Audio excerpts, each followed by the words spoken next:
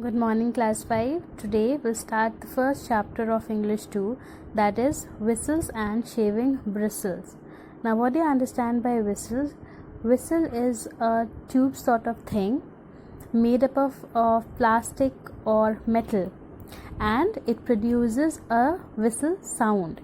You must have seen many policemen and referees, they use it, right? Now, shaving bristles. What is shaving bristles? You must have seen that your fathers, they shave their beards, and before shaving their beards they apply a foam all over the beard, and with the help of that brush they apply the foam. So that brush is known as shaving bristles. Now we'll see that how whistles and shaving bristles is related in this story. So the story is about a big family of 14, right? And one of the child from this story is the author. Who is the author? An author is a person who narrates the incident, who tells about the story. So he talks about the times that they all have spent at home, and how these 14 family members, they used to stay, what were the things that they used to do. And while writing the story, he said that it was a wonderful experience. It gave him a wonderful life experience. Though it's not easy to live where the members of family are in more numbers, but this family, they enjoyed staying with each other, right? So there were 12 cousins, 12 siblings. So not cousins, 12 siblings, that is brothers and sisters. Let's start with the story. Let's see what experiences does this child shares in this story. So it says that we were a big family of 14. My siblings and I were a dozen, and my parents the remaining 2. There were 14 members in the family. My siblings and I were a dozen. That means 12 siblings were there, including mother and father, makes it 12. Now he talks about his dad. He says, my dad was a successful person who worked as an efficiency expert and toured several factories, advising them on how they should speed up their work. Now, talking about his dad, he says that his dad was a very successful person. That means whatever he did, whatever job that he was doing, he was very good in that job. And what was his work? He used to go to the factories and he used to advise to the workers of the factories that how they should work and how fast and how speedily they should progress in their work.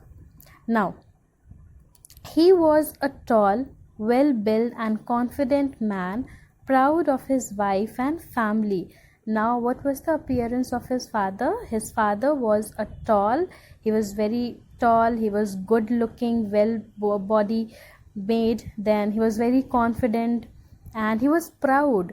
He was very happy with his wife and children, family. Now, he often took us with him on factory visits.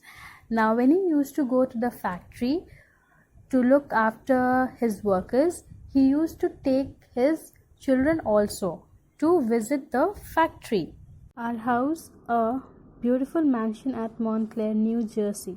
Now, where they used to live? They used to live in a town which was in New Jersey. That town was Montclair. Now, this New Jersey this New Jersey was an example of the art of doing away with wasted motions. That means the people of New Jersey, they believe that we shouldn't waste much time in doing any task. That means one task shouldn't be one easy, or one small task shouldn't be performed by many movements. For example, suppose if I give you 5 or 6 seeds to plant it in the soil, Now, do you think that to plant this 5 and 6 seeds you need any other person to plant it? Of course, this 5 seeds you can plant it on your own. So this is what they believe in, that if you can perform this task on your own, you should do it on your own rather asking someone else to help you out. Because if you go and ask that person to help you out, it means that two people are wasting time at same work. So the thing which you can do on your own can be done by yourself only. Let other person be engaged in some other work, right? Now, my mother called it motion study. Dad believed that we should not waste too many movements on doing tasks that could be done with fewer. This is what I said, like I give you the example of the seed, that if I give you 5 seeds to plant and I ask you to plant it alone, that means it's easy for you to go and plant it rather asking some other person to help you out with the plantation. Now, Dad had a wonderful system of encouraging us to do household work. Now, his father, like I told you in the beginning only, his father played very important role in this family, right? And he managed everything very perfectly. He was a good manager not only in his job but also in his home. So the child over here, the author says that Dad had a wonderful system of encouraging us to do household work. Now, this father encouraged his children to do household tasks also. Now, you can see an example, no? Many of us, while this corona disease is taking place, no, everywhere. So we have been locked down in our houses, right? And since we are locked down in our houses, we are doing many household work. We are helping out our parents to do household work. So here also, this father, he used to engage 12 children in household work, but in a very different way. So let's see what that different way was. Says that he would announce the task and ask the children to bid for extra pocket money. Now, what was the task? How did he used to encourage the children to do household work? What did Dad used to do? Dad used to give them the task. That means he used to tell them that this work you have to do. And the moment he would announce the task, he would say that the moment you'll complete this work, this will help you to earn extra pocket money.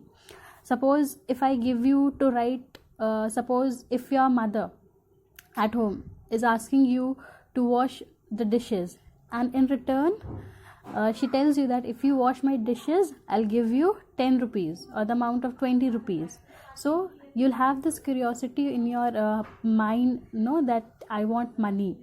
So you'll quickly go and do it. So here also, when the children, they used to hear this, that it was a chance for them to earn extra pocket money, they used to engage themselves in doing household work. Now, the child with the lowest bid would get to do the task and earn some extra pocket money. Now, the child who had the lowest amount of money, it was a chance for him to do the task. That means he used to get the task, he can ask Dad to give him the task, and then in return of that task, he can earn some pocket money. So this is how Dad used to engage these 12 children. Now, see the next paragraph, okay? My dad was addicted to managing everything efficiently. I would like to use the term scientific management to describe his attitude. Now, his father was addicted to manage everything efficiently. That means he had the habit of doing every work in proper manner, in proper routine way. That means without wasting much time in anything, the work should be done. So the child over here, the author over here tells that to say how my father used to work, he gave him a term, and he used the term scientific management to describe his attitude. Now, what does this scientific management mean? Scientific management means the one who uses proper guidance, proper way to complete the work without wasting any time. A very following timetable sort of thing. Okay, that means this is how you have to complete the work. In this time, this should be completed without wasting much time. In this way, this should be done. Now, he put up charts in the bathroom. Now, he used to put up the charts in the bathrooms. You will agree with me that managing 12 children was quite a task. Now, the author further says that it was not easy to manage 12 children at once. So, you can ask your parents, how they managed to raise you up, and how they are managing you at home, since the schools are also closed. So it might be difficult for them, right? So here also, to look after 12 children was not easy, but his dad was very smart enough to manage this 12 children. So what does he do while he used to put up the charts in the bathroom? There in the charts, what does he used to do? These charts help them to keep track whether all the children had brushed their teeth, combed their hair, etc. Since each of us had to sign our initials on the chart as soon as we completed a core. Now, on the chart paper, the initial name, that means suppose if your name is Priya, so your first letter of your name was written on the chart, or the two letters, suppose Priya, PR, was written on the chart, and there you have to put a sign. You have to put your sign mark whether you have completed all these work or not, whether you have brushed your teeth, whether you have combed your hair, whether you had a bath or not. Suppose if you have already taken a bath, put a tick mark and go. So why he used to put charts and all that, and why he used to take signature and all this, to make sure that they have completed the task. Otherwise it's very difficult to find out among the 12 children that whether they have completed the work or not. So this was how dad used to do the work. Now, dad has an eagle eye, so none of us could ever dream of lying to him. Now, we know that if there is a group of many children, we can avoid doing some work. Suppose if in my family 14 members are staying, and it's not easy for everyone to recognize whether I have taken bath or not. But here the author is telling dad was very he had an eye of an eagle. That means he used to acknowledge every children very clearly and very properly.